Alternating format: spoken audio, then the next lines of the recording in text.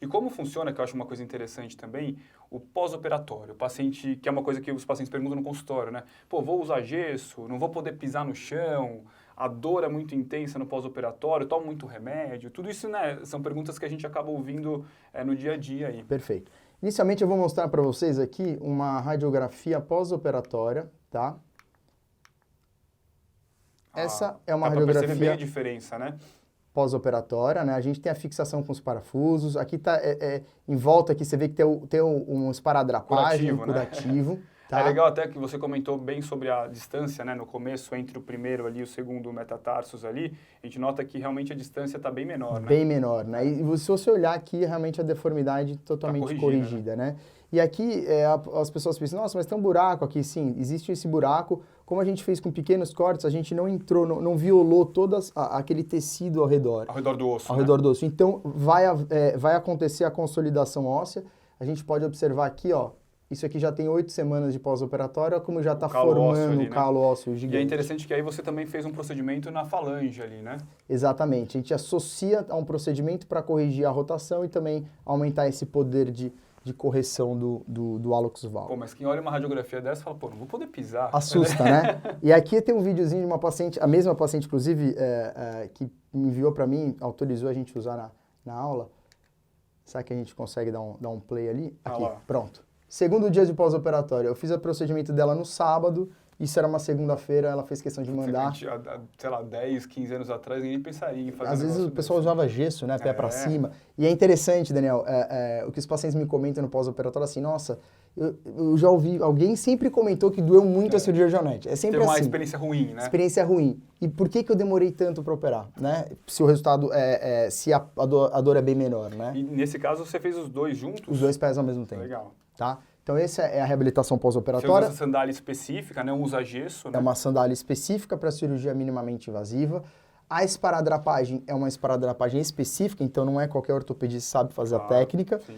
E a gente troca essa esparadrapagem uma vez por semana, então toda semana ela tem que voltar comigo, tá? Os pontos a gente costuma tirar com mais ou menos 3 semanas. Aqui é a imagem clínica com uma semana, realmente, né? São só pequenos cortes. Pequenos furinhos, ó. Lembra muito cirurgia de artroscopia, Isso, por vídeo, né? Exatamente. Só que ao invés de usar o vídeo, a gente usa o raio-x intraoperatório. E aquele caso ali que você vê que realmente está bem alinhado. Ficou muito legal. Ficou muito bom e estamos acompanhando a paciente, super satisfeito. Legal. E uma coisa interessante até de a gente conversar, existe chance de voltar a Joanete? Porque é uma coisa que, né, a gente percebe às vezes, né? Existe, tá? Não tem nenhuma técnica que esteja isenta desse risco, né? Sim. Os estudos mostram que, independente da técnica, essa probabilidade varia de 5 a 10%. É baixa. Tá? É baixa. É relativamente baixa, porém, o que se sabe é que existem fatores de risco para recidiva, que o principal é o uso de calçado apertado. Que se a pessoa voltar a usar o tipo de calçado que ela usava antes, né? Então, esse risco é maior. Eu sempre converso com os pacientes antes de operar, eu falo os riscos, né? Risco de infecção menos de 1%, risco de trombose também muito raro, eu nunca tive, porque o paciente sai andando, né? Sim. Ele não fica imobilizado. Mas é descrito, né? Então a gente precisa sempre conversar com o paciente e explicar tudo para ele. Legal.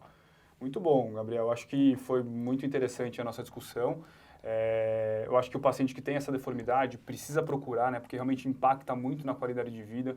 Então, uma avaliação do ortopedista de preferência, né? Um especialista em pé e tornozelo como você, eu acho que quem realmente tem que procurar para que trate o problema e realmente melhore, né? Uma outra coisa que a gente acaba ouvindo no consultório, também você deve ouvir muito mais do que eu, se precisa tirar aqueles 2 parafusos ali, porque chama a atenção no raio-x, né? Outra coisa também, que eles perguntam, fica proeminente? Ele fica uma palpação ali diferente? Excelente, como é que funciona? Essas perguntas são muito frequentes, né? O parafuso, tá? Ele é feito para não ser retirado, ele é de material específico, então a gente não tem o costume de retirar. Essa técnica que vocês estão olhando ali no raio-x, uma das maiores complicações que ela tem é realmente ficar proeminente na pele esse parafuso.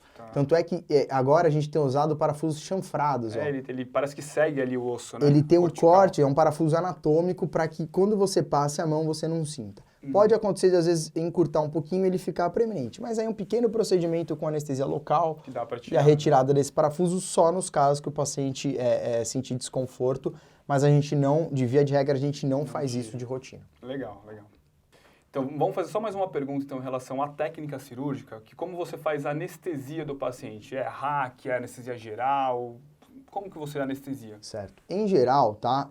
Eu gosto que o anestesista faça a sedação para o paciente relaxar durante o procedimento e seja feita a raquianestesia, tá? A raquianestesia, ela vai durar em torno de 2 a 3 horas.